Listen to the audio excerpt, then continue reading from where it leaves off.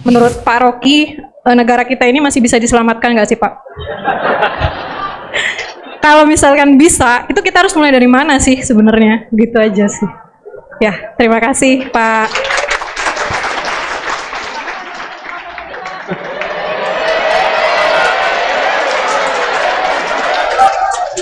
Negeri ini harus diasuh dengan perspektif yang beragam itu. Yang bahaya adalah dalam 10 tahun ini Presiden Jokowi salah mengartikan persatuan. Negeri ini didirikan atas ontologi keragaman. Karena kita beragam, maka kita perlu bersatu. Jangan dibalik, demi persatuan tidak boleh ada keragaman. Itu namanya DUNGU. Artinya dungu. Selamat siang semuanya. Perkenalkan, Bang Rocky, saya Wanda Parminjal dari Visipol UGM, jurusan Departemen Politik dan Pemerintahan. Saya tadi sudah banyak mendengar apa yang telah disampaikan Bang Rocky terkait filosofi negara dan demokrasi. Artinya saya melihat mungkin statement-statement Bang Rocky di media massa atau di publik bahwa Pancasila itu bukan ideologi. Pancasila itu adalah filosofi negara, kan gitu. Nah, tapi pada prakteknya negara hari ini, Republik Indonesia ini, terkadang dalam penerapan nilai-nilai demokrasi itu tentu tidak kita rasakan. Saya pernah nonton dulu yang film dokumenter Bang Rocky yang dibuat oleh Mas Uceng Dirty Pot bersama Mas Ferry dan Mbak Bivitri. Itu kita bagaimana seakan-akan pesta demokrasi setiap 5 tahun yang kita selenggarakan di Republik ini, baik pemilu maupun pilkada ataupun pileg dan lain sebagainya. Artinya peran kekuasaan dan money politik itu sangat besar di sana. Nah, di sini kita diperlihatkan. Terus saya ingin menanyakan Bang Rocky, dengan penjelasan-penjelasan tadi, berdasarkan mungkin pada tahun 2011 Arab Spring terjadi, artinya ada negara Timur Tengah yang dulunya menganut sistem yang monarki absolut, kemudian berubah menjadi beberapa negara yang jadi seharusnya kita mungkin sudah beberapa kali berganti presiden atau berganti zaman dari orde lama, orde baru, kemudian pasca reformasi. Sebenarnya yang ideal atau yang harus kita tiru negara-negara yang menganut demokrasi itu negara-negara seperti apa? Karena ini sangat penting bagi kita. Seakan-akan demokrasi yang kita bicarakan hari ini itu hanya sebagai formalitas saja. Tapi pada praktiknya kita tidak melihat bagaimana demokrasi itu berjalan seutuhnya atau yang seperti yang kita harapkan, seperti mungkin dikatakan Plato, Aristoteles, negara-negara demokrasi berdasarkan aristokrasi dan sebagainya. Terima kasih, mungkin ini saja yang bisa saya sampaikan. Sekian, Assalamualaikum warahmatullahi wabarakatuh. Waalaikumsalam. Tadi soal Pancasila, kemudian juga soal kira-kira kita mau melihat ke mana sebagai model sebagai dalam membangun demokrasi. Berikut mungkin ini akan jadi pertanyaan terakhir, silakan.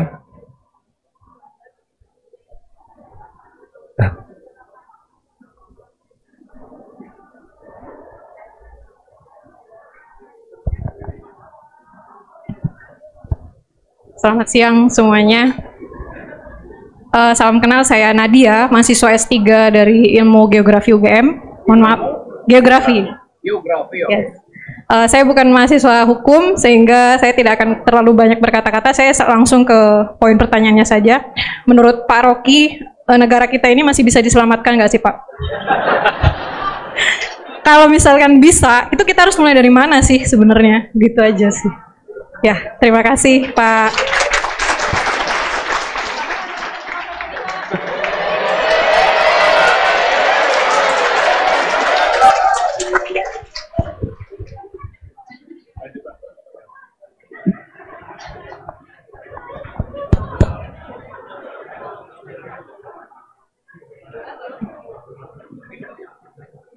Ya itulah taktik anak geografi itu. memanfaatkan celah sempit geospasial.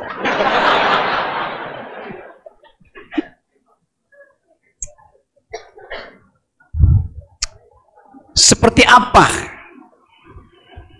seharusnya? 3 pertanyaan itu terutama dari kamu mau tulis disertasi, judulnya apa ya? Apa? Tsunami modeling. Tsunami modeling. Oke. Seorang geograf, dia terlatih untuk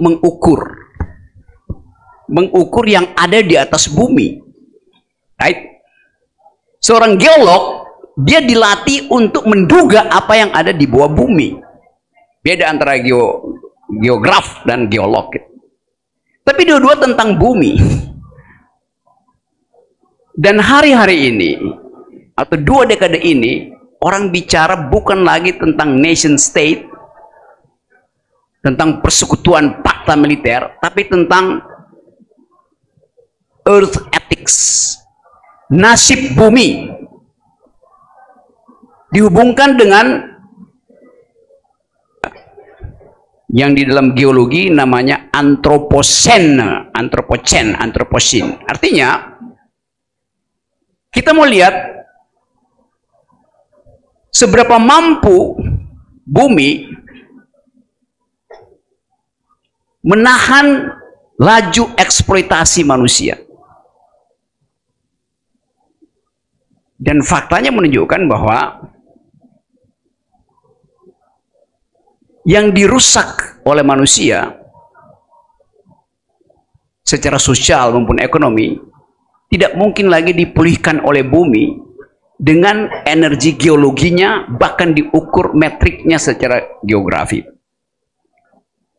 Istilah tepatnya adalah kalau pertumbuhan ekonomi Indonesia dipecut 8% misalnya dalam ide Pak Prabowo, pertanyaan etisnya berapa persen ecological footprint yang diakibatkan oleh 8% growth itu? Berapa persen jejak ekologi? Jejak ekologi artinya kerusakannya berapa persen? Kan modeling itu justru mesti dihitung. Tsunami bisa dihitung dengan modeling karena konstantanya ada. Tetapi bagaimana kalau tsunami itu oleh gempa, tapi oleh situasi tekanan atmosfer di beberapa benua? Gimana bikin modelingnya? Bisa. Tapi variabel pertama yang mesti dihitung adalah berapa jumlah pertumbuhan yang harus dihasilkan supaya modeling itu bisa betul-betul ekstrapolasinya bisa saya hitung untuk keamanan. Kan modeling tsunami untuk keamanan. Jangan-jangan sebelum tsunami tiba harga beras sudah 100.000 di Puncak Jaya. Nah, itu tsunami pangan namanya. Menerangkan pada kita bahwa hijaunya hutan Amazon itu disebabkan ada gurun pasir di Sahara. Ini benua Afrika, gurun pasir mendekati selatan Afrika. Ini benua Amerika, gurun pasir bagian selatan Amerika. Kira-kira dia sejajar secara meridian. Panas yang menghujam Sahara menyebabkan pasir itu berubah menjadi fosfat, menguap dia. Fosfat itu adalah pupuk. Pupuk dibuat dari fosfat. Matahari menyinari Afrika, Sahara menguapkan fosfat. Di dalam 72 jam mengikuti rotasi bumi, fosfat itu tiba persis di hutan Amazon. Jadi hijaunya Amazon itu karena dipupuk oleh Sahara. Begitu cara bumi mengatur konstantanya. Tapi kalau intervensi ekonomi, bumi tidak tahu bagaimana cara memulihkan kondisi dia. Jadi lebih penting mana? Hutan Amazon atau Sahara? Sama bagi bumi. Kita yang menganggap Sahara itu hanya bisa dilewati oleh Pajero 4500 cc di dalam Dakar Paris. Jadi kita mau bicara sekarang bukan lagi nation state, bukan lagi demokrasi, tapi tentang nasib bumi. Itu yang kita mau supaya juga diajarkan di dalam fakultas hukum, yaitu hukum lingkungan, etika lingkungan. Supaya orang nggak sekedar bicara do you speak financial market, orang bicara juga do you speak environmental ethics. Nah di situ kita masuk pada perdebatan tentang arah kebijakan negara. Negara mau mengambil lahan-lahan terlantar yang udah diambil oleh presiden, udah 2 juta hektar. Bagus. Tapi pertanyaan etisnya, setelah diambil, mau dikembalikan pada siapa? Saya baca ke presnya, nggak ada konsep konservasi di situ. Padahal harusnya diambil oleh negara, dikonservasi, konservasi balikin pada rakyat, balikin pada gajah, balikin pada petani. Kan itu yang secara hukum, ya orang ya bagus sih, tafsir. Prabowo bikin tafsir sendiri tentang pasal 33. Ambil dulu oleh negara, baru didistribusikan ulang. Artinya, negara menganggap dia pemiliknya, padahal pemiliknya adalah warga negara. Tidak ada tanah negara. Nah ini debat semacam ini bisa kita perluas untuk memperlihatkan bagaimana konsep negara itu justru menjadi otoriter dengan akibat warga negara itu disingkirkan. Nah kondisional itu yang ya jadi kemarahan publik, tetapi dalam keadaan orang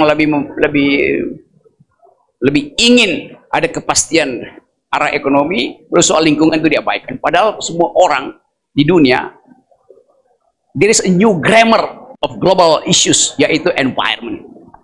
Tapi saya percaya bahwa ada Yancy Arizona, Uceng segala macam yang mengasuh politics of hope melalui hukum-hukum baru, hukum tentang feminism, hukum tentang environment, hukum tentang new kind of justice. Nah, kalau itu dijadikan semacam kurikulum yang tidak perlu mengikuti kurikulum formal kita bisa katakan bahwa UGM akan punya 2 kelas. Kelas yang secara formal mengikuti kurikulum yang dibiayai APBN, dan kelas yang informal yang dibiayai oleh prinsip keadilan. Itu bikin aja kan?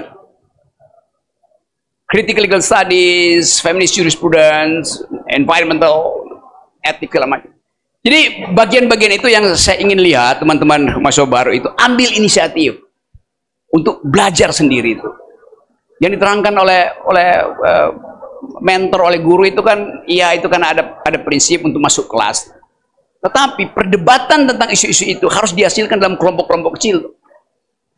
Jadi pastikan bahwa Anda bawa handphone juga sambil lihat isu fufu-fafa, tapi juga jadikan itu alat untuk bertengkar dengan sesama mahasiswa, dengan dosen segala macam. Saya kira itu poinnya. Masih ada nggak yang belum saya jawab ya? Mungkin tadi yang soal pertanyaan role model negara mana sekaligus Pancasila, mungkin itu sekaligus sebagai closing statement. Silakan Bang. Ya, saya pernah katakan dan tidak akan ubah, Pancasila itu bukan ideologi. Pancasila itu diskurs bersama untuk menghasilkan percakapan tentang keadilan, tentang ketuhanan, tentang kesatuan segala macam. Kalau dia ideologi, maka negara ini berubah menjadi negara yang ideologis. Negara yang ideologis cuma 2, komunisme dan fasisme. Karena dia rigid mengatur. Ideologi harus rigid mengatur perilaku. Fasisme, Hitler bikin ideologi fasis itu bahkan untuk mengatur Anda pacaran jam berapa sampai jam berapa dengan orang siapa tuh. Anda hanya boleh kawin dengan ini. Itu namanya negara ideologi itu. Jadi kita rayakan Pancasila sebagai shaping ideal, ide yang membentuk. Bukan ideologi. Ideologi itu membekukan percakapan. Itu intinya tuh. Jadi sekali lagi saya senang kita bisa bicara di sini dan kita pastikan bahwa negeri ini harus diasuh dengan perspektif yang beragam itu. Yang bahaya adalah dalam 10 tahun ini Presiden Jokowi salah mengartikan persatuan. Negeri ini didirikan atas ontologi keragaman. Karena kita beragam, maka kita perlu bersatu. Jangan dibalik, demi persatuan tidak boleh ada keragaman. Itu namanya DUNGU, alias dungu.